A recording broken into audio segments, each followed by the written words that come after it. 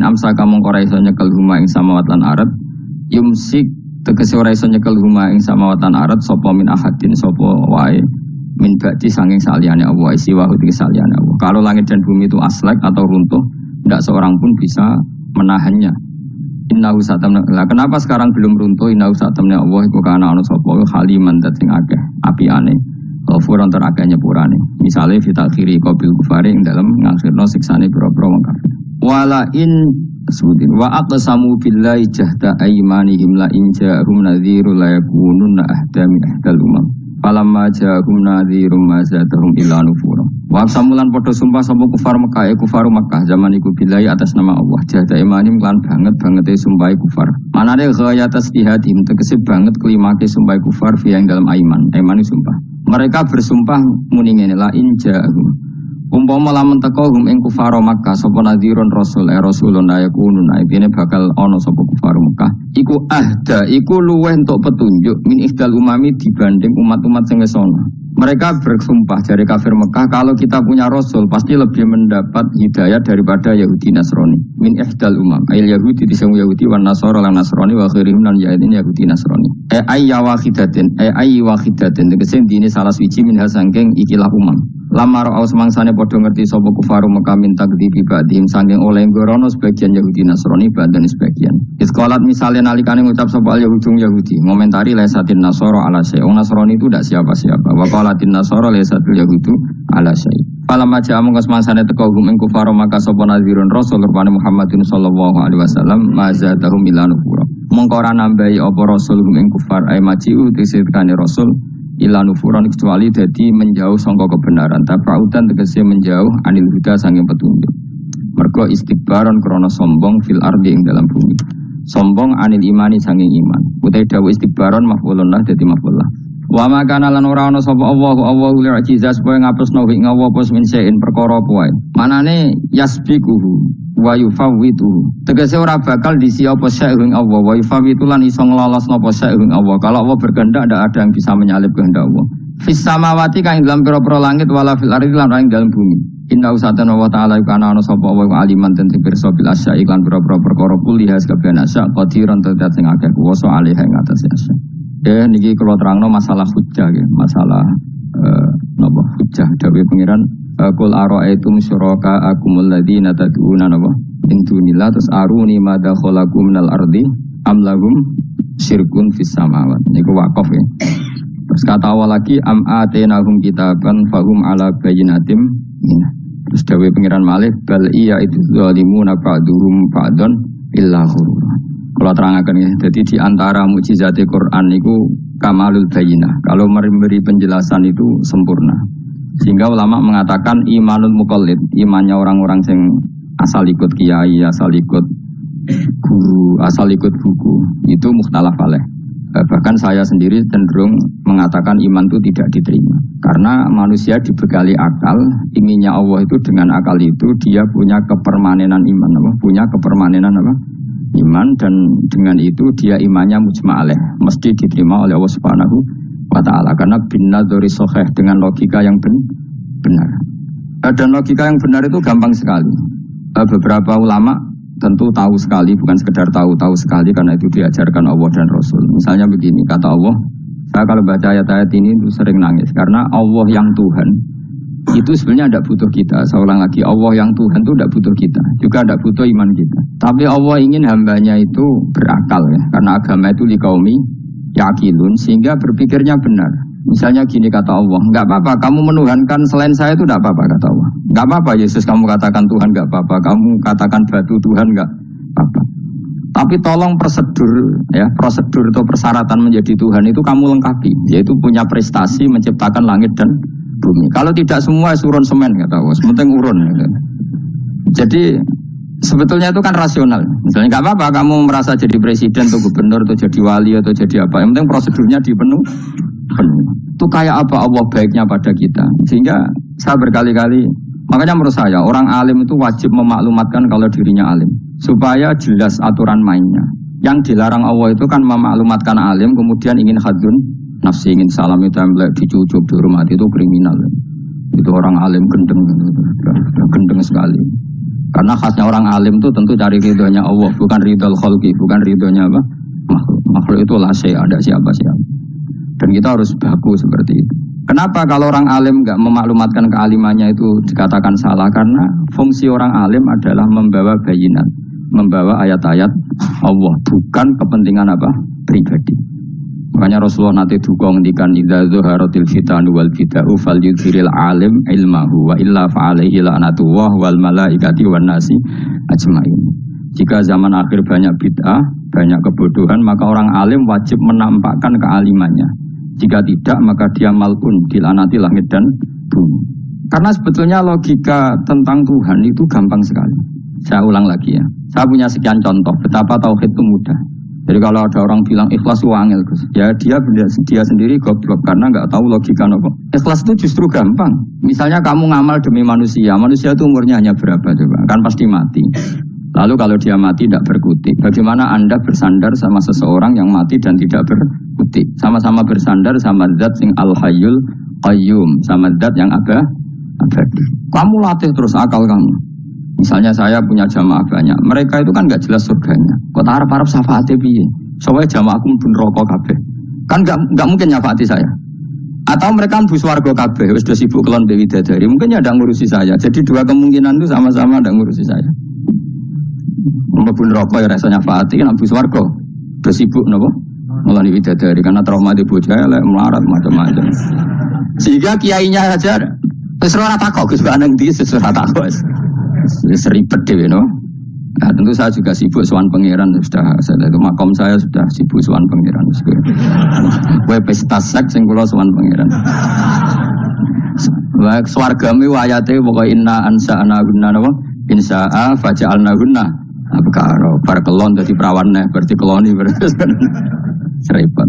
Kula insyaallah melok daftar sing fa'ama ingkana minal muqarrabin farauhu warehan. Jadi surganya muqarrabin itu enggak ada sifatnya.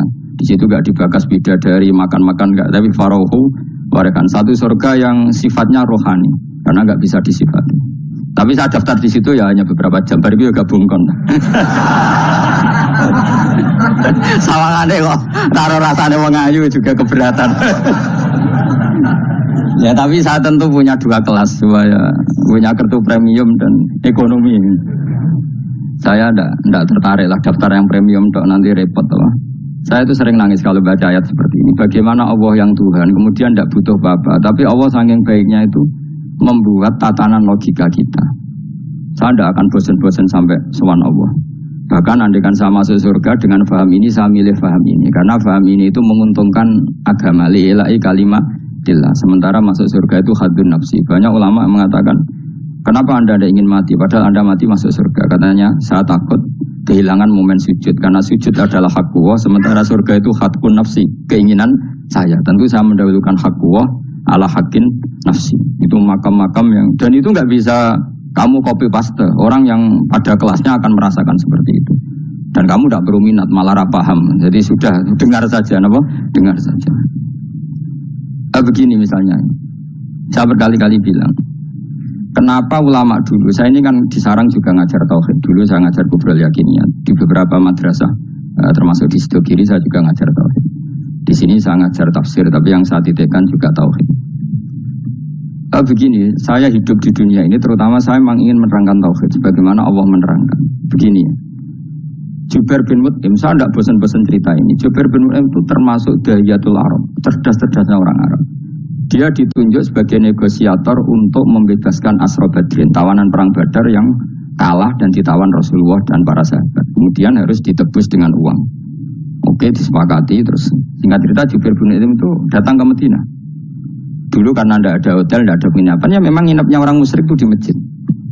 Ya sehingga itu lazim saja. Kamu tidak usah jadi liberal kemudian bilang musyrik boleh di masjid, ya tidak perlu seperti itu. Kamu juga tidak perlu goblok mengatakan nggak ada ceritanya orang musyrik ngidam di masjid, karena ya ada tarikhnya seperti itu. Jadi tidak perlu goblok, ya nggak perlu liberal. Paham ya? Kalau kamu bilang wah nangono wong musyrik oleh nginep di masjid, kamu liberal. Padahal konteksnya dulu memang nggak ada hotel. Tapi kalau bilang nggak sama sekali juga goblok, karena sejarahnya pernah ada. Milih nanti goblok apa liberal? Apa milih jelas? Nggak milih aja, ngaco aja. 01 apa 02 apa 00. milih mana? Goblok, liberal, nggak milih. Nah, ketika Jubair bin Mut'im itu datang, lala Nabi itu sholat maghrib ngimami. Nabi baca surat Wattur wa kitabim mastur fi rabbim mansur wal baitil ma'mur. Kemudian di pertengahan surat At-Tur itu kan ada ayat yang menurut saya itu sangat bagus. Sehingga di kamar saya, di rumah saya itu tak figur ayat itu. Bahwa kita harus dilatih berpikir. Kata Allah memulai argumentasinya, am khuliqu min ghairi syai'in. Apakah kejadian alam raya ini seisinya tentu diciptakan tanpa sebab. Misalnya begini, alam raya ini kata orang nihilisme atau komunis atau orang-orang paham nihilisme, itu kan dimulai dari ketiadaan. Nah, ini kan goblok sekali. Berarti kalau alam ini kadung wujud, kamu kan tahu kan langit bumi sekarang kan wujud. Ya, langit bumi sekarang kan jelas wujud. Berarti logikanya adalah al-adamu yakhluqu makhlukon, sesuatu yang enggak ada menciptakan sesuatu yang itu kan aneh. Di mana-mana al-adam ketiadaan itu tidak mungkin yakhluqu syai'an atau yu'athiru syai'an. Ketiadaan itu tidak mungkin mengefeki sesuatu yang ada. Wong kamu sebut tidak ada itu berarti tidak mungkin bisa berbuat apa kalau namanya tidak ada.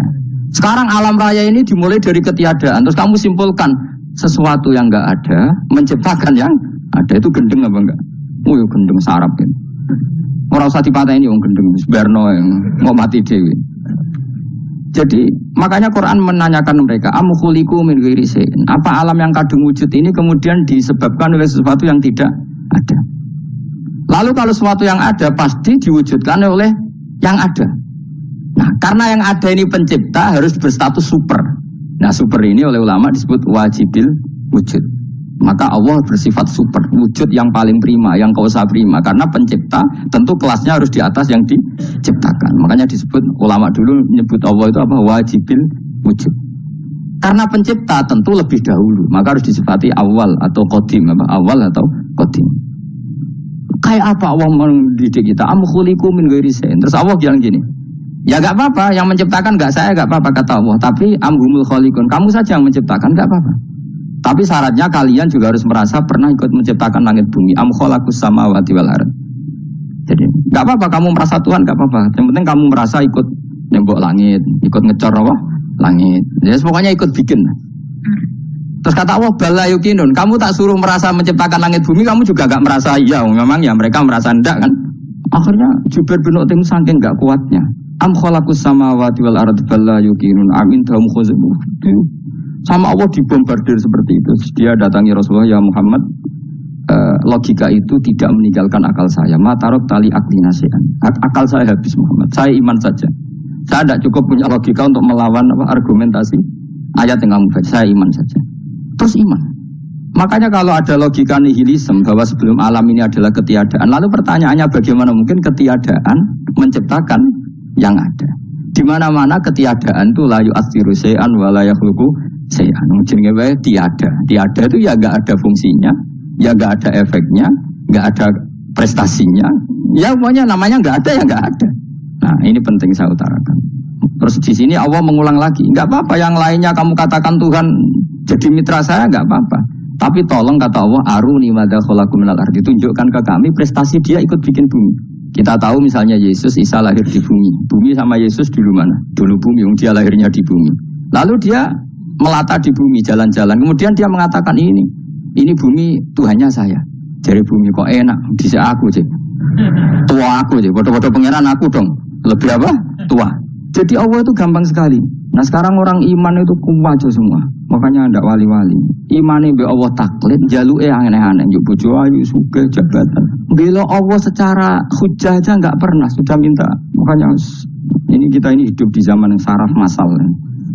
Kalau nu njaluk pengiran akeh-akeh kuwi isin, coba kamu bela Tuhan tuh pernah bela apa? Bela Tuhan tuh gampang dengan argumentasi al-hujjah yang supaya agama ini tamkin fil ard, benar-benar mapan dalam logika.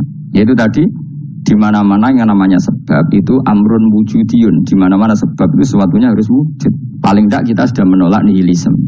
Nihilisme. Lah wujud karena wujud awal harus berstatus prima. Lah prima itu dalam bahasa ulama disebut wajibil wujud. Makanya ulama dulu ngelatih kita itu pertama Allah itu siapa? Zat sing wajibil wujud. Itu satu filosofi yang luar biasa. Nah, kemudian setelah itu ada setan-setan kecil yang nganggur, yang iseng. Nah itu nggak usah kamu perhatikan. tinggal delok TV, ngopi, terus tinggal nyate kelata. Engko setan pingsan dhewe. Syukur-syukur stres dhewe. Dugaan saya setan saya gue pingsan kurang gizi. Karena memang setelah itu setan goda gini. Lalu sebelum Allah jangan-jangan ada wujud yang lain. Lalu Allah sendiri awal mulanya gimana? Kata Nabi, jika ada pertanyaan seperti itu kamu harus berhenti. Tinggal delok TV atau tinggal delok dangdutan. Ya kalau kepeksa apa-apa, kelasem ae. Saya ada menghalalkan tapi kan sudah kamu lakukan. Karena itu lebih baik ketimbang pertanyaan filsafat. Banyak orang yang dulu sholat ketika sekolah filsafat tidak sholat. Alasannya sampai menemukan jati diri itu Tuhan. Dan itu bahaya sekali karena Nabi berkali-kali bilang kamu jangan mikir tentang Allah pasti rusak. Orang kok mungkin rusak dari Nabi pasti rusak. Nah cara menghentikan gimana? Karena setan ini makhluk, akal-akalannya gampang. Tadi tak warai ini. Saya sebagai ulama atau sebagai manusia atau sebagai orang awam atau sebagai siapa saja. Kadang ada pertanyaan seperti itu. Tak tinggal anggelin dharma, kan pusing setan. Ini kan ngenteni. Weh ngenteni bar lo anggelin dharma. Bariku aku lesu mangan mie, bar mangan mie waret turu. Kan dia ngenteni terus mau bikin was-was lagi. Ternyata saya sibuk kan enggak bisa masuk deh. Bangun tidur aku selali pertanyaan tadi. Dinteni. Nah, dia masuk lagi aku sibuk ngajak anak jalan-jalan. Jadi saya kalau jalan-jalan di pasar itu wis enteni tan santai wae. Itu memang resep dari Rasulullah. Jangan sampai orang terjebak filsafat yang sampai menanyakan eksistensi Tuhan. Dan dia tidak mau iman, tidak mau sholat, tidak mau puasa sampai menemukan Tuhan itu siapa. Itu jelas minas syaitonir rajim, itu perilaku setan. Makanya Rasulullah setiap ditanya sahabat gitu itu Nabi guyu-guyu. Dan guyunya Nabi itu kata Nabi, baguslah kalau kamu takut Tuhan kalah kata Nabi. Nabi gojok gitu. Maka ada ulama yang punya seni berargumentasi yaitu Imam Ghazali. Jika setan tanya kamu lalu sebelum Allah jangan-jangan ada wujud yang sebelum Allah. Kata Imam Ghazali ya itu saja yang Tuhan. Yang Allah ini enggak jadi Tuhan. Ya berarti wujud sebelum Allah itu yang benar-benar Allah. Kalau kamu bayangkan lagi, jangan-jangan sebelum itu ada wujud lagi. Ya itu saja yang benar-benar Allah. Sehingga tetap Allah itu menang terus. Paham ya? Yang jelas jangan sampai didahului Adam. Karena kalau didahului Adam lebih ngeri lagi. Karena sesuatu yang enggak ada menciptakan yang ada itu lebih buruk lagi menurut akal. Menurut apa akal? Nah daripada kamu enggak salim Imam Ghazali, tinggal saja dulu. Tadi dulu sinetron. Itu yang lucu-lucu aja. Tidak sih lucu-lucu. Mendelok apa mencari Tuhan. Pokoknya saya aneh-aneh, saya mau goblok-goblok, saya lucu-lucu, saya perane wong apa. Saya sering diprotesi saya. Gus Salim jenengan kok sering delok sinetron sing ana dialog kok goblok-goblok. Wong goblok itu menarik cara kula. Apa ya? Cara pandang itu di luar dugaan saya karena kula berkali-kali loh kalah wong goblok. Jadi makanya ini tak ceritani beberapa kali yang jari Gus Pak cerdas berkali-kali kalah wong goblok. Ada seorang santri itu ingin dibelikan bapaknya itu sepeda motor. Bapaknya wong desa, senengane ngurmat sapi wedhus. Nah, menurut saya ya orang tuanya itu mampu lah, sangat mampu untuk beli itu.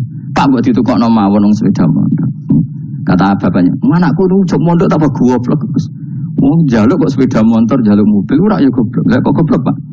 Jenenge donya iku Gus, sing lahirno donya kok sapi ku ndek anak, wedhus ndek anak jenenge donya. Di mana-mana jenenge donya sing lahirno donya. Iki donya kok mangan donya. Mergo motor iku kan tuku bensin, mobil. Iku cara dene iku goblok Gus.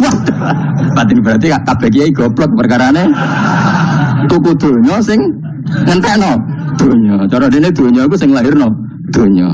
Batin kok pinter iki batin. Untungnya saya ini ulama ya, ahli tafsir ya malu, sebenarnya kalah itu ya malu. Tapi saya sebagai orang objektif fair, itu teori benar apa? Jadi dunia itu ya sing lahirno dunia kok mangan dunia itu goblok. Untungnya dia dengan saya itu jaraknya 5 kilo 7 kilo karena gitu. Lala dia diterkon sepeda motor, tapi tetap mengalah. Pak, nanti jalan kaki saja. Karena kalau pakai motor ini kegoblokan kata saya. Terus mendingan nih, loh Gus mau kalah tadi.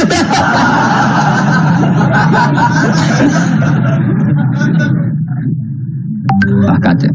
Singkat cerita dia bersikeras, nggak mau beliin sepeda motor anaknya karena di mana-mana dunia itu sing lahir no dunia, nggak boleh dunia kok mangan. Ini satu kegoblokan yang agak ilmiah tadi. Nah, Imam Asy'ari juga mengalami hal yang sama. Imam Asy'ari itu punya, kita kalau ahli sunnah kan 2 partai ya. Ya, dalam ahli sunnah itu hanya ada 2 partai juga. Kalau nggak Asy'ari ya Maturidi. Ya, dan sama-sama alim. Ya, kalau terpaut ya paling 5%, 7% kealimannya Asy'ari dan Maturidi. Imam Asy'ari itu bikin logika yang jelimet seperti saya sekarang ini, logikanya yang jelimet tapi permanen. Jadi yang saya ajarkan tadi itu logika yang jelimet tapi apa? Permanen. Karena tadi alam raya ini kadung wujud. Kalau kadung wujud pasti pewujudnya yang menciptakan wujud pasti adalah kewujudan. Karena al-adam la yu'athiru syai'an. Di mana-mana kenihilan tidak yu'athiru syai'an. Ya sepakat ya, gampang kan? Tentu wujud ini prima disebut wajibil wujud. Lalu Imam Asy'ari itu bersikeras. Kalau imanul muqall itu tidak diterima. Sebanyak keberatan ulama, tapi Nabi nyatanya yaktafi bi imanil a'rab al-khalina anin nadur. Nabi nyatanya mencukupkan imannya orang-orang Bedui yang mereka itu kayaknya tidak bisa mikir. Ya, Nabi yaktafi bi imanil a'rab itu wong desa al-khalina anin nadur yang mereka itu tidak bisa apa? Berpikir. Ingat cerita Imam Asy'ari survei. Coba ayo kita tanya orang-orang kampung. Ternyata kegoblokan orang kampung itu ya ilmiah, masyhur itu. Imam Asy'ari saja harus belajar dari wong awam, wong goblok-goblok. Kita kok ingin ya Badawi bima arafta rabbak. Kowe kok iman be Allah itu bima arafta rabbak. Lalu kamu tahu Tuhan kamu atas nama apa? Dengan logika apa? Jawabnya enak ya. Al-ba'ratu tadullu 'alal ba'ir wa atharul aqdam yadullu 'alal masir. Angger ana tletong ya ana ontane. Angger ana bekas delamaane wong ya ana sing bar liwat. Jadi misalnya ada bekas teracak anjing, berarti anjing habis liwat. Ada bekas apa? Ular ya berarti ular harus liwat. Ada bekas teracak manusia ya berarti manusia habis liwat. La wa hadzal alam atharun min athari qudratillah. Alam iki bekas, mesti ana sing gawe. Jadi Mas Arif pinter juga, mesti logikanya gak jelimet tapi agar ana tletong, ana sapine. Ana teracake wong berarti ana sing bar liwat. Dene ngomong gampang wa asarul aqdam ya dulu alal masir.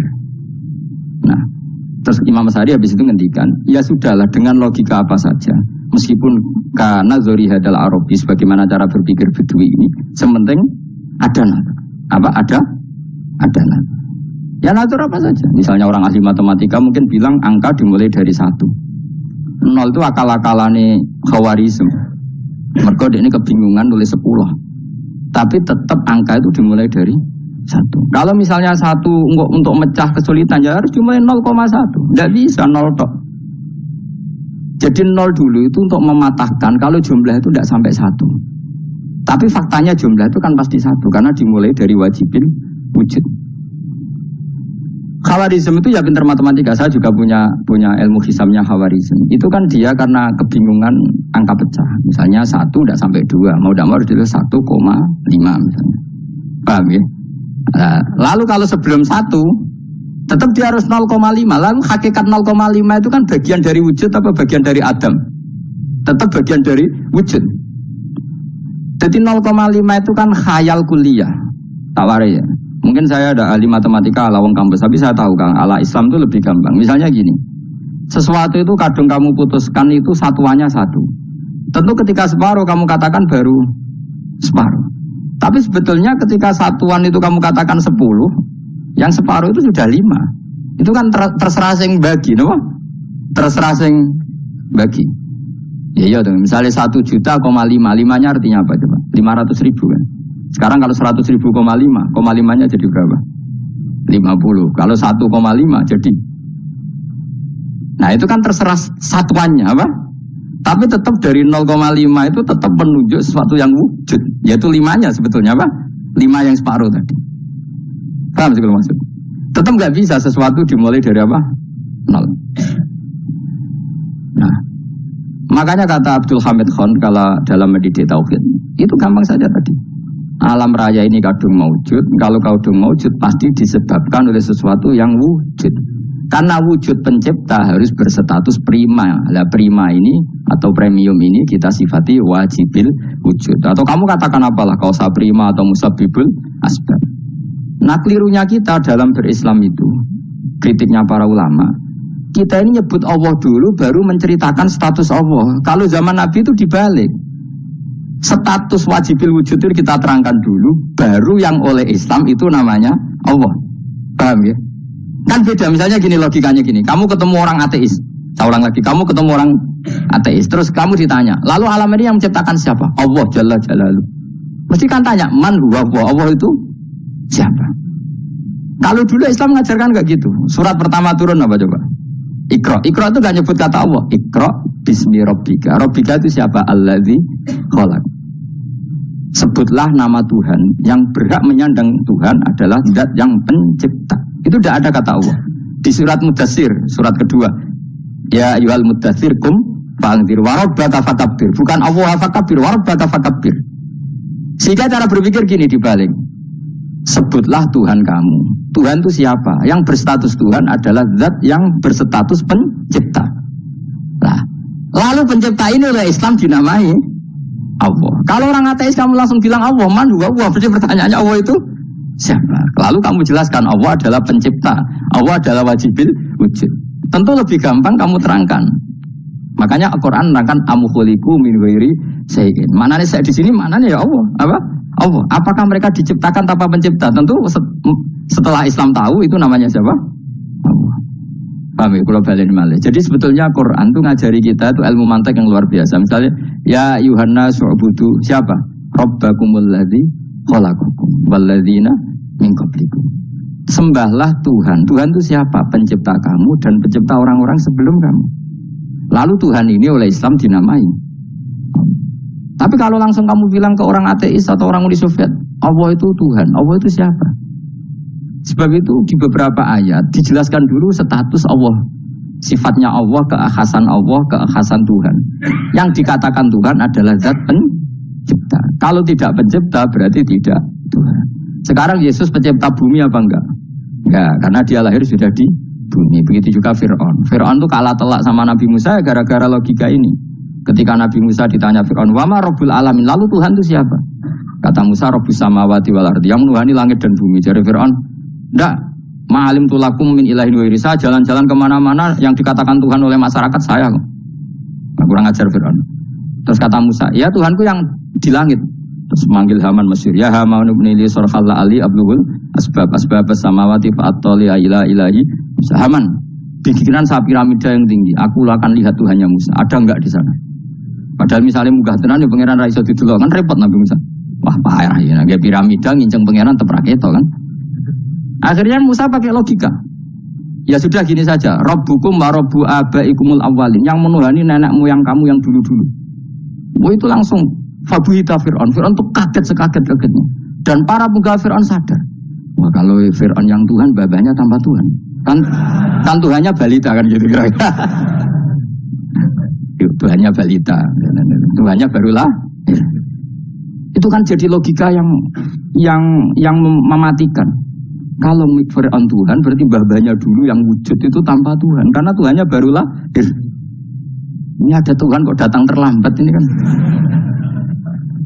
Akhirnya para penggawanya Fir'aun iman, macam gendeng ya Fir'aun ini gendeng. Itu pentingnya logika Rabbukum wa rabbu abaikumul awwalin. Nah sekarang orang itu gak belajar logika. Iman bi Allah orang mantep ning ati, cek iso digunjang setan, jalukane wis aneh-aneh. Jaluk swarga, jaluk gak mutu jaluk. Gak mutu. Makanya banyak wali kalau ditanya, kamu masuk surga sama sholat milih mana? Milih sholat. Kenapa milih sholat? Di surga itu demi hadun nafsi saya, poya saya. Jadi kalau saya sholat itu untuk hakku. Saya sebagai hamba, identitas kesejatian saya adalah menghamba. Soal nanti Allah bikin bonus surga silahkan. Maka sebenarnya masuk surga itu ada urutannya. Sebagai orang alim saya urutannya adalah berkampanye sesering-seringnya, membuat logika supaya orang mudah ke Allah dan Rasul. Makanya di Quran tuh gak ada orang disuruh masuk surga dulu itu. Ya Tuhan nafsul mutmainnah irji'i ila rabbiki. Kamu kembali ke Tuhan kamu dulu. Bahwa kamu makhluk yang butuh Tuhan. Fadkhuli fi ibadi. Kamu masuklah berstatus hamba dulu. Kesestatusan Anda sebagai hamba ini matangkan dulu. Bahwa saya ini hamba. Dibuktikan dengan suka sujud, suka ngamal, suka sedekah, suka tawadhu. Saya sebagai orang alim sebenarnya gak suka mulang. Karena takut. Nak kowe pinter kok nyaingi aku, nak goblok sawangane metodeku gagal kan dua-duanya ini merugikan saya sebetulnya. Saya ulang lagi ya, nak pinter kok nyaingi aku, kan ya mungkin juga senajan rada mukhal mungkin. Sanggep ae rada mungkin. Omone nak sing ndik kan yo, biasanya hasud wong ndik. Mau itu sebenarnya rugi semua, tapi Allah yang memerintahkan hak wong alim kudu mulang. Perhitungan itu tak buang semua. Sing ape nyaingi nggih monggo, sing tetep goblok nggih. Monggo, semoga Allah ngutus mulang ya napa? Mulang.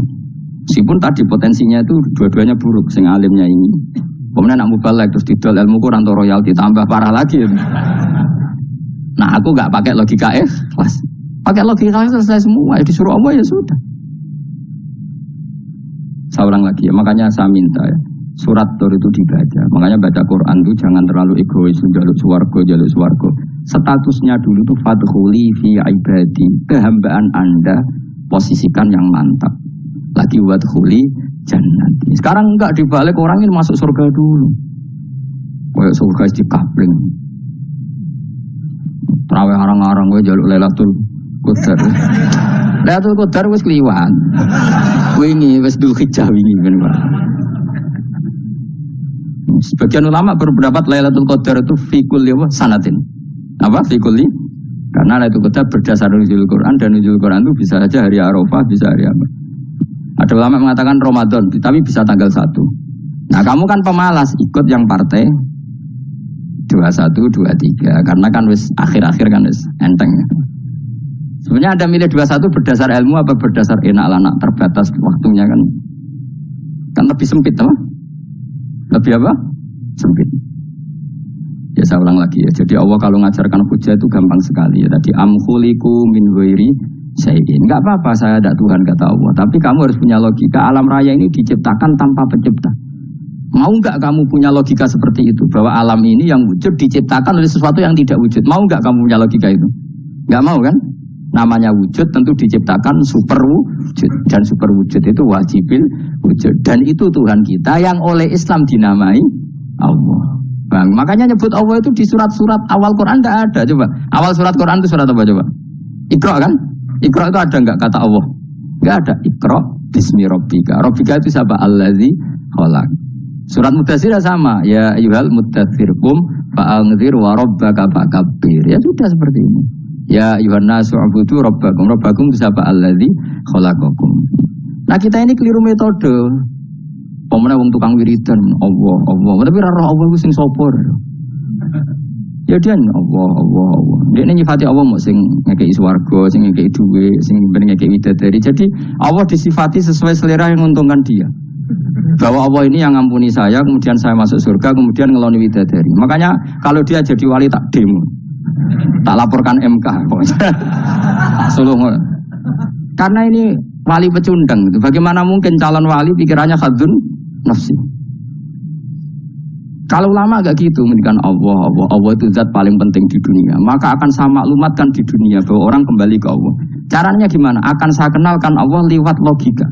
Caranya apa? Kita sifati wajibil wujud. Kita sifati rabbukum wa rabbu abaikumul awal. Dengan sifat-sifat yang semuanya mengarah ke dikjayaan Allah Subhanahu wa taala. Itu jenenge bener-bener ulama. Disebut balwa ayatum bayinatun fi suduril ladzina utul ilm. Makanya ulama itu orang yang luar biasa sampai disebut innama yakhshawaha min ibadihim ulama. Ahli ibadah itu rapati wedi pangeran. Masih wiridan istighfar nangis rapati wedi pangeran, gayane tok nangis. Karena dia nangis wedi ra mlebu swarga. Mlebu swarga gak iso ngloni. Dari itu aja orientasinya itu. Makanya benar Kanjeng Nabi nak gojlok orang alim satu itu lebih utama dibanding 1000 ahli ibadah. Bahkan Nabi pernah ngendikan sangat ekstrim. Fadlul alim alal abid kafadli ala adnakum.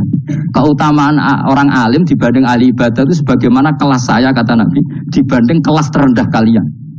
Padahal Nabi dengan Abu Bakar saja jaraknya sangat jauh. Itu kata Nabi fadlul alim alal abid kafadli ala adnakum. Keutamaan orang alim dibanding orang abid sebagaimana keutamaan saya dibanding sahabat paling rendah. Karena tadi abid itu ada opportunisnya. Tapi kamu jangan benci abid loh. Karena kamu ya orang alim, orang abid. Saya saja yang kritik. Saya yang tanggung jawab di depan Allah. Orang abid itu kadang kan wiridan nganti nangis. Pikirannya apa coba? Wis rasakno mungkin apa wiridan pikiran dia aja. Di sepuro dosane. Terus apa kan? Mlebu swarga. Terus apa kene swarga? Aku takut. Aku takut ayo sing ape mlebu swarga apa kegiatan? Rencana pertama ya, Om. Terus gak usah munafik biasa wae. Mau inna ansa'na benawa insa ayo kalau udah jujur kok apik jujur.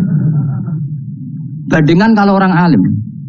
Orang alim itu ketika nyebut Allah itu iri ya Allah. Kenapa di dunia ini ada makhluk lain yang menandingi engkau? Saya tidak ridho.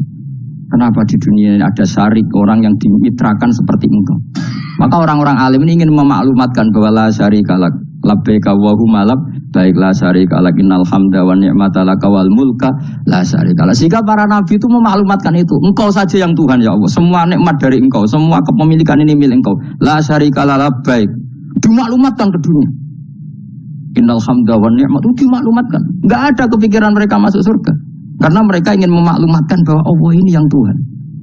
Sama tak ceritani Nabi Ibrahim jadi Khalilur Rahman, rumang samu kagan wiridan kaya kowe ndak. Wiridannya Nabi Ibrahim sama sampean mungkin banyak sampean. Karena sampean banyak kepentingan tadi. Wali-wali dulu kalau wiridan itu tidak sebanyak sampean ndak, tak jamin ndak. Pokoknya mau colelo yang 10.000 ndak biasa wiridannya. Tapi khosyahnya sama Allah luar biasa. Pertama Nabi Ibrahim diangkat jadi khullah. Khullah itu ya Khalilur Rahman itu. Itu dia wiridannya gini. Ya Allah, innahu la yahzununi alla ara ahadan fil ghairi ya'buduka ghairi alla ara ahadan fil ardi ya'buduka ghairi. Sama saya hafal tadi. Memang saya hafalkan. Ya Allah, saya ini susah sekali. Kenapa zat sepenting engkau kemudian yang menyembah engkau hanya saya? Ini tidak fair. Makhluk yang enggak penting saja punya umat. Makhluk-makhluk yang enggak penting aja jadi pusat perhatian. Misalnya artis atau presiden atau gubernur atau tokoh top, semuanya jadi presiden, padahal semuanya itu makhluk yang enggak sepenting engkau. Ini zat yang sepenting engkau, kemudian yang tahu kalau engkau penting hanya saya, ini tidak fair. Nangis dan nangis, ini tidak fair. Innahu la yahzununi alla ara ahadan fil ardi ya'buduka ghairi. Saya ini susah Gusti, susah sesusahnya. Zat sepenting engkau, kemudian yang tahu kalau engkau penting itu hanya saya. Wah, ini tidak fair. Ya, coba kalau orang mencintai sesuatu kan gitu. Misalnya kita bojo ayu, kemudian wong liya kabeh darane elek, mangkel orang. Mangkel gak? Kamu beli Alphard, kamu kira itu mobil mewah, kemudian orang nyejajarkan podo bek keri, mangkel gak? Semua kenikmatan itu kita nikmat karena itu diakui, ya gak? Wesa gunanya apa kayak di Alphard, gawe ning Gunung Kidul, terus wong darani ngono iku podo bek keri ya bek kejangke mangkel ora kira-kira. Gak penting mewahnya, ini tetap butuhnya pengakuan. Coba misalnya kamu jadi presiden, hidup di dunia orang sufi. Sing darane wong penting wong soleh hari sujud ora kakuat iki. Keteko di Barnos. Karena itu hormati situ hanya orang apa soleh. Kakuat gak? Mau kakuat gak? Tau kowe dadi artis top, teko ning daerah Gunung Kidul mung desa-desa, terus diundang lek.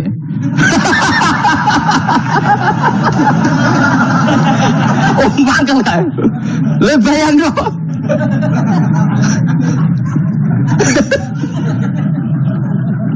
Oh, kamu menteri top, menteri BUMN, barang dolan itu so diundang le. Matus walang le ngono. Semua kan. Karena orang keren itu butuh pengakuan apa? Meski misalnya di bojo ayu terus wong liya kabeh darane elek mangkel gak? Sebetulnya orang merasa nikmat itu karena pengakuan. Bayangkan andekan orang itu melihat Alphard itu tidak wow. Orang punya Alphard gagah enggak? Oh enggak gagah. Kalau orang lain enggak bilang apa? Oh. Ya mau misalnya di Goning desa terus orang desa nganggep kamu model tepak terus saya mau pada numpang wedhus kula angsal Pak. Kagak itu. Habis kan. Makanya branded itu harus dimaklumatkan. Nah, itu bayangkan Nabi Ibrahim. Zaman itu ada Raja Namrud yang dipuja-puja, ada orang kaya dipuja-puja. Kemudian engkau yang Tuhan, pemilik langit bumi, enggak ada muja-muja engkau, ini enggak fair ya Allah. Nangis. Orang kok kowe eling pangeran saja nih, swarga Gusti. Dasar gak bakat wali. Terus saya itu pernah kangen Nabi Ibrahim itu sampai nangis dan itu saya tidak berdoa. Semua yang terkait Nabi Ibrahim itu saya baca, mulai surat Quran, tafsir tentang Ibrahim.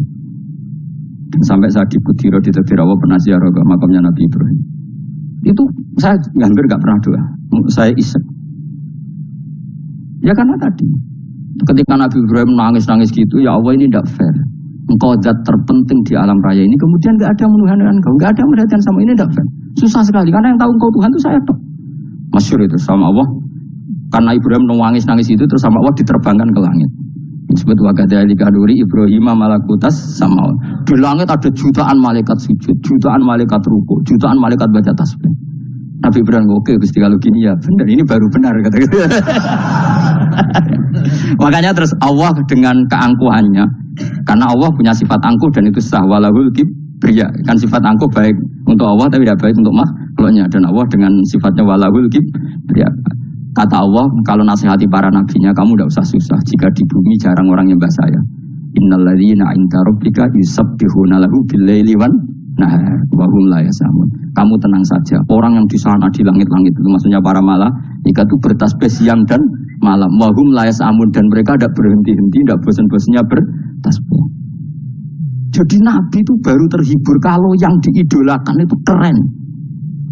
Itu Nabi, itu wali kutub, itu wali. Kamu enggak nyebut Allah itu. Sebenarnya kamu kan gak ingin kan bangun malam ingat Allah, berhubung utamu akeh. Terus Allah mbok libatno, mbok nyaur kan sebenarnya itu. Kamu ingin jadi bupati, sebenarnya kamu gak kangen Allah. Kamu ingin jadi bupati, terus Allah mbok jak koalisi kan gitu. Terus malam-malam Allah, ya Allah ini hambamu ya Allah minta. Sebenarnya kamu kangen Allah apa kangen keinginan kamu? Terlalu menyindir banyak orang ya. Maksudnya ini cerita saja. Ya sudah, ini kayaknya kok banyak yang tersindir, tapi ini kan ngaji. Yang ngaji itu harus naik kelas. Ya sudah, tidak usah diteruskan, kok banyak yang tersinggung. Ya sudah, tidak usah diteruskan. Walau ya akhidu mau mengalap sapa Allah anasa yang manusa bima lan perkara kasabukan nglakoni sapa anas. Minal ma'asi sing pira-pira maksiat. Mata rota. Mongko ora ninggal sapa wa ta'ala dzuriya ing atase dhuwure artayil ardi minda batin saking kewan apa wae. Nasamaten tegese kewan tatubu kang melata punasama alih ing atase arep. Kalau saja Allah ingin merusak manusia karena dosa-dosanya, pasti tidak disisakan beberapa sesuatu yang jadi kebutuhan manusia, termasuk dabam, enggak ada hewan, enggak ada tanaman, enggak ada apa saja di bumi, karena Allah ingin mengadab manusia. Tapi nyatanya di balik mereka maksiat tetap fasilitas kepentingan manusia ada, karena sifat ghafurnya Allah, sifat rahmannya Allah. Walakin akhiru tetapi ini ngakhirna sapa wong akeh ila ajalin temu kamaring batas musamman kang wis ditentono. Yaumil kiamat dikse dina kiamat. Fa idza jaa mongko nalikane teko apa ajalum ajale wong akeh fa inna wa mongko satuna wa ta'ala iku kana ana sapa wa ibadihi kan kaulan wa basiran dan sing mirsani. Fa ijazi mongko males sapa wa ing wong akeh ala amali ing atase ngamale wong akeh. Carane ngemalas Allah tentu profesional atau prosedural fi isabatil mukminin kelan ganjar wong mukmin wa iqabil kafirin lan nyiksa wong kafir. Bismillahirrahmanirrahim. Surat Yasin Makkiyatun, surat Yasin Makkiyah. Au illa qaulahu, maksudnya Makkiyah bangsa periode zaman Rasulullah tesih teng Mekah. Au illa qaulahu kecuali dawuh Allah taala wa idza qila lahum anfiqu al ayat niku. Au madaniyatun, terus sebagian ulama darani surat Yasin bangsa napa? Madaniyah. Isnatan iku loro wa samanun lan 80 apane ayatan ayat. Jadi surat Yasin kabeh berjumlah berapa? 82 ayat. Bismillahirrahmanirrahim. Yasin. Ya semua ulama mana Yasin itu mana nama lain dari Rasulullah Muhammad SAW. Meskipun secara ikhtiyat, secara hati-hati, mufassir biasanya bilang Allah a'lamu bimuradihi. Allah a'lamu dat sing pirsa bimuradihi kelan kersane Allah bi iklan Yasin. Tapi kita tahu secara ahwalul ulama, ya saya ulang lagi, kita tahu secara tradisinya ulama tetap mengatakan Yasin maknanya ya Muhammad. Buktinya terusannya apa? Innaka laminal mursalin. Innaka ke siapa coba? Ke Nabi kan, Nabi Muhammad. Berarti Yasin wahai Muhammad kamu adalah mursalin. Apalagi ada istimal yang sudah konsensus seluruh dunia. Misalnya sholatullah salamullah ala toha rasulillah, sholatullah salamullah ala Yasin habibillah. Jadi makanya saya berkali-kali bilang, saya pernah ngisi pengajaran tafsir di Madura juga bilang gitu. Ada disiplin ilmu tafsir dan itu kadang ketatnya ikhtiyat. Ikhtiyat itu hati-hati sehingga tetap bilang Allah alamu bimuradihi bidalik. Tapi meskipun demikian, ada konsensus masif dari para ulama yang menggunakan Yasin Toha itu untuk Rasulullah SAW. Karena secara siakul kalam pasti demikian. Misalnya di juz 16 ya, surat Toha itu ya, 16 ya. Toha ya Muhammad ma anzalna alaikal qur'ana litasqa. Coba kalau Toha ada artinya Muhammad lalu siapa? Ada kata ma anzalna alaika apa? Coba sekarang Toha ganti ya Muhammad kan pas ya Muhammadu ma anzalna alaika al-qur'ana litasqa. Jelas ya? Secara siakul kalam Toha menunjuk siapa? Muhammad, karena tulisannya ya coba ya. Toha diganti kata Muhammad. Ya tentu diganti secara mana? Ya Muhammadu ma anzalna alaikal qur'ana litasqa. Yasin juga ganti aja. Ya Muhammad demi Quran yang hakim, innaka ya Muhammad laminal mursalin. Sehingga meskipun mufassir secara disiplin ikhtiyatnya, kehati-hatiannya bilang innaka laminal apa? Awa alamu bimuradihi bidalik, tapi secara ahwalul ulama Tetap Toha dan Yasin adalah ismun min asma'i Rasulillah sallallahu alaihi wasallam. Berarti apa?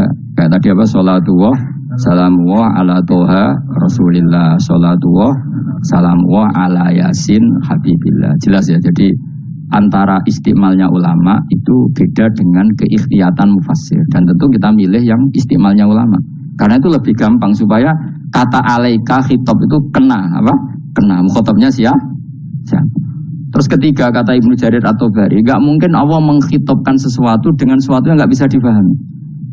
Karena orang Arab dan zaman itu paham Yasin adalah Rasulullah, Tuhan adalah Rasulullah, sehingga ada khitab itu. Buktinya orang kafir zaman itu enggak pernah menyoal gini. Muhammad katanya Quran itu indah, mudah difahami. Ternyata ini ada lafaz-lafaz yang kita tidak paham. Nyatanya orang kafir tidak gugat seperti itu. Itu menunjukkan bahwa penggunaan Tuhan dan Yasin adalah ma'ruf dan difahami. Paham? Jelas ya? Nah, soal nanti ikhtiyat saja kita ikhtiyat. Paham ya? Tapi tetap difahami apa? Tetap difahami. Buktinya jelas kan Toha ma anzalna alaika. Berarti diganti saja apa? Ya Muhammad ma anzalna alaika al-Qur'ana litasqa. Pun jelas ya. Wal Qur'ani demi Qur'an al-Hakimi kang bijak. Ail muhkami tegese kang kuat utawa kang kukuh. Kukuh maknane indah, aji binasmi kelawan keajaibane susunan wa badil ma'ani lan keindahane makna. Innaka saat temne sira ya Muhammad wa Muhammad lamnal mursalin setengah sangking wong sing diutus. Sungguh termasuk wong sing diutus Allah. Ora sekedar diutus ala siratin kowe ngatasi jalur to dalan mustaqimin kang jejeg. Muti alai mutalikun ta'aluk bima para qabla kang sedurunge iki dawuh. Aitorikil anbiya tegese kowe iku sesuai dalane para-para nabi qabla ka sedurunge sira. Manane torikil anbiya ya tauhid tegese tauhid wal hudalan petunjuk. Wa taqitu tinau kiti bil qasami klan qasam wa khairi lan liyane qasam ngrad niku nolak likul kufari marang ngucape wong kafir lagu maring nabi wong kafir komentar ning nabi napa lasta mursala Muhammad iku ra rasul. Terus Allah jawab innaka laminal mursalin. Tanzilal azizi kang kowe iku dadi rasul mergo untuk turunan untuk keturunan Quran sing aziz sing tanzilal azizi kang Quran iku dadi sesuatu sing diturunno Allah sing aziz. Fi mulkihi dalam kerajaannya wa ar-rahimi kang welas fi khalqihi lan makhluk Allah. Utai lafat tanzil wa khabaru mutadairu khabaru mutada.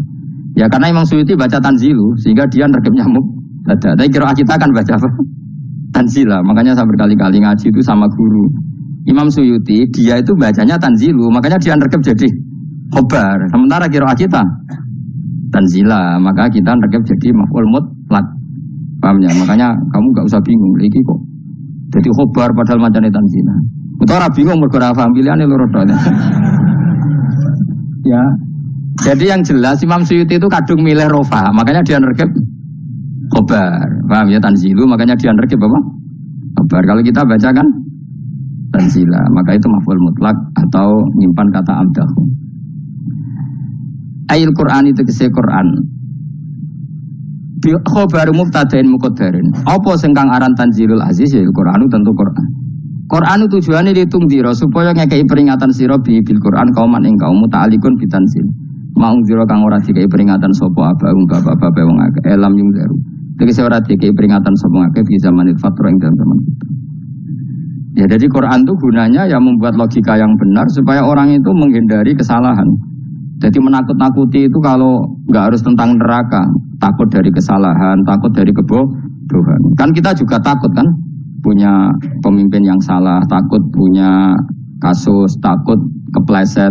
Ketakutan nggak harus dari neraka. Makanya saya berkali-kali bilang, saya sering dulu dinasihati Mbah Mun, kena aku kena alim, ojo sering mau tafsir, mari goblok dari Mbah Mun. Maksudnya mari goblok itu gini, mufassir itu manusia, kadang dia itu satu ayat umum, dia mendiktekan ke satu kasus, padahal kasusnya lebih umum. Makanya berkali-kali sama nani umpomong ini, contohnya ini, karena nanti itu mengikat. Misalnya gini ya, saya ulang lagi ya, dan gayamu kayak wong alim. Ini insya Allah barokah sekali. Tapi rasa Arab-Arab Lailatul Qadar biasa wae. Ora kelas e, ben sing tok Lailatul Qadar ben wali-wali wae, kene entuk cipratane wis cukup. Lah wong trawe arang-arang yo njaluk. Iya kalau kita mintanya dianggap minta, kalau dianggap ngelama. Coba andekan kapasitas Anda itu RT, minta jadi presiden itu ngelama apa doa? Tidak jawab saja. Ngelama. Jatah kamu untuk azab kok jaluk Lailatul Qadar itu ngelama apa Anda? Mestinya jalukmu orang tok adab wis bagus sih. Paham ya? Banyak ulama diajak istisqa gak mau. Banyak itu ulama. Ayo istisqa kita karena sudah lama gak hujan. Kata ulama tadi, jatah kita ini kena hujan batu dari langit. Gak hujan batu sudah bagus. Gak usah minta. Ulama itu macam-macam. Lah rai-rai ngene iki pantese untuk Lailatul Qadar apa untuk adab ayo jawab. Ayo.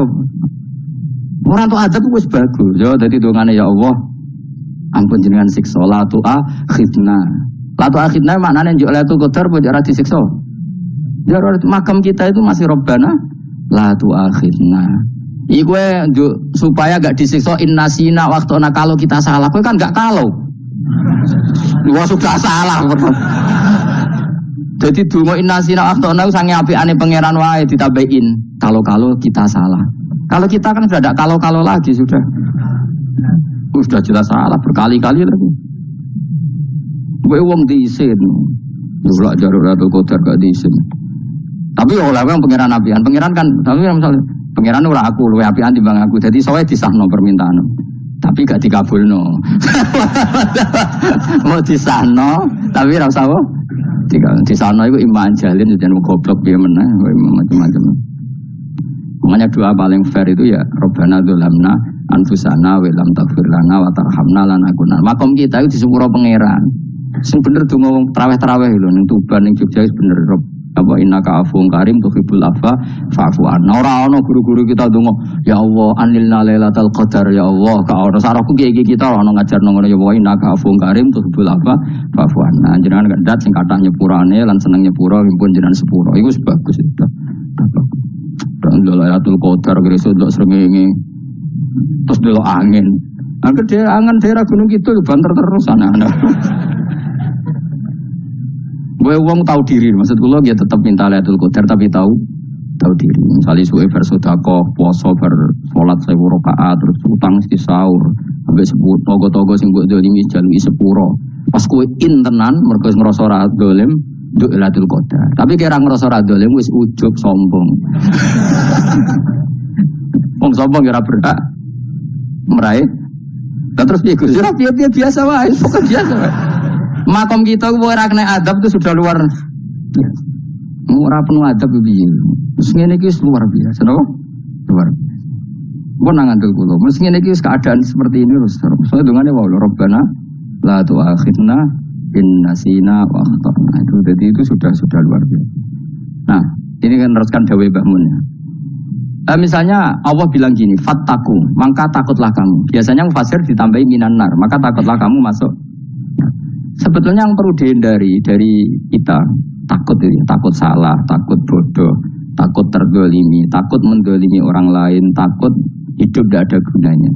Tapi mufasir tentu milih yang populer. Takutlah kamu dari api neraka. Coba misalnya gini, kita nanti masuk surga. Kemudian zaman di dunia kita tidak pernah berkampanye ya atau berkontribusi untuk agama Allah. Cara saya itu izin. Kata Imam Malik, saya masuk surga. Kemudian orang yang mencintai saya masuk surga itu saya malu. Rasulullah juga gitu. Saya sebagai pemimpin umat, saya malu masuk surga. Dan satu dari umat saya masih masuk neraka. Jadi ulama dulu tuh ketakutannya bukan sekedar masuk neraka, takut malu, takut bodoh, takut keliru, takut. Saya misalnya nanti masuk surga itu malu, andaikan saya tidak pernah ngajar tafsir Jalalain. Malu saya.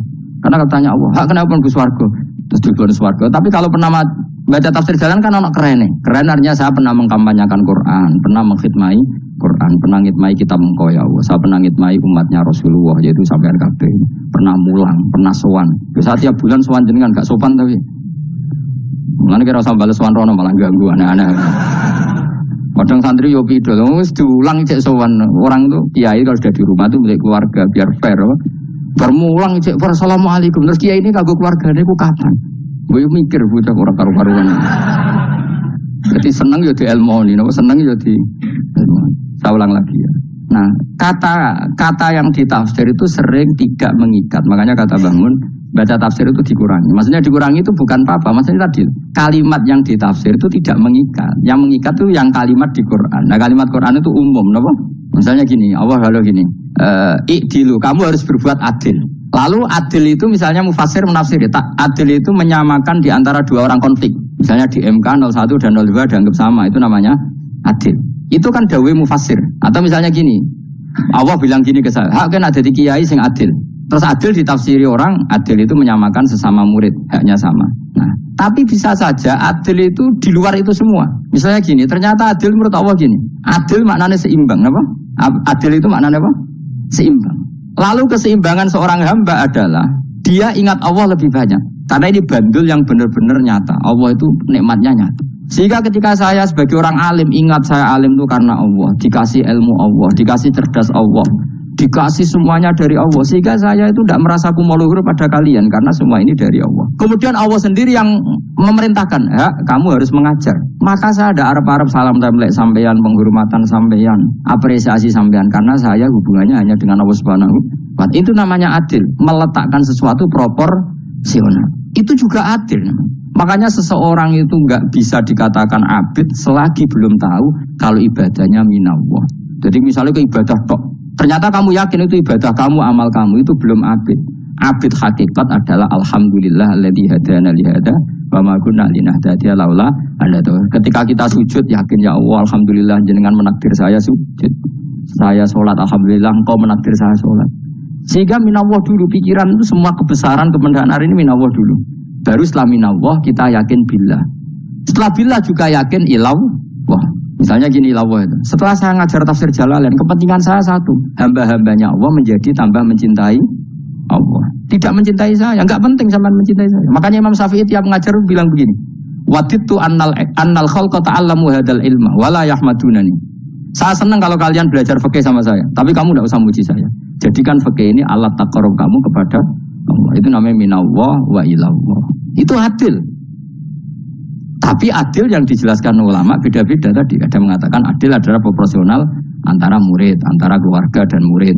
Meskipun kamu senang mulang, jangan merantarkan keluarga, itu udah adil. Itu kan versi, no? Maksudnya Mbah Mun, kamu jangan terjebak versi-versi dalam tafsir. Paham ya? Karena Allah hanya ngedikan i'dilu wa aqrabu. Paham ya? Tapi kan penjelasan adil ini orang versi. Paham ya? Ada yang nulis adil adalah meskipun mimpin masyarakat ya ingat keluarga. Karena sing tukang wayo kan nafsirin adil adalah karena laki tidak cukup istri satu maka nah itu kan juga repot kan. Tapi kalau kadung istrinya 3 atau 4, adil adalah harinya sama meskipun janda dan perawan. Jadi sing lanang gak adil adalah proporsional. Sing wis suwi dikumpuli dikurangi. Yang baru itu mungkin kabeh enggak kalau nuruti. Mungkin enggak. Ya, tapi itu kan versi, nama.